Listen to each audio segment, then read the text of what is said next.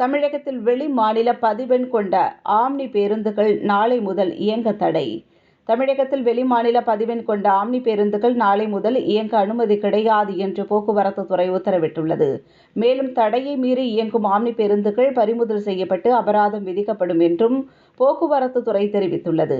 கால நீட்டிப்பு செய்ய வேண்டும் என்ற ஆம்னி பேருந்து உரிமையாளர்களின் கோரிக்கையை போக்குவரத்து ஆணையர் சண்முகசுந்தரம் நிராகரித்துள்ள நிலையில், அரசின் இந்த உத்தரவால் நாளை முதல் வெளிமாநில பதிவெண் கொண்ட ஆம்னி பேருந்துகள் இயக்க முடியாத நிலை உள்ளதாக பேருந்துகளின் உரிமையாளர்கள் தெரிவித்துள்ளனர். வெளிமாநில பதிவெண் கொண்ட ஆம்னி பேருந்துகள் நாளை முதல் இயக்கக்கூடாது அந்த நடைமுறை நாளை முதல். இது இப்போ தேர்தலுக்கு முன்பாகவே ஏற்கனவே போக்குவரத்துறை ஆணையர் இது குறித்து அந்த ஆம்னி பேருந்து உரிமையாளர்களை அழைத்து அவர்களோடு பேசி இது குறித்து அறிவுரை வழங்கியிருந்தார். தொடர்ந்து இது குறித்து அவர்களுக்கு செய்திகளும் தரப்பட்டது. இப்பொழுது போக்குவரத்துறை ஆணையர் கடைசி கட்டமாக இறுதியாக இந்த சுற்றறிக்கையை வெளியிட்டிருக்கிறார்.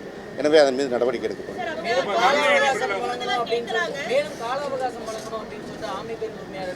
அவர்கள் போக்குவரத்துறை ஆணையரை நேரில் சந்தித்து கேட்டால் அவர்கள் அது விவாதித்து முடிவெடுக்கப்படும்.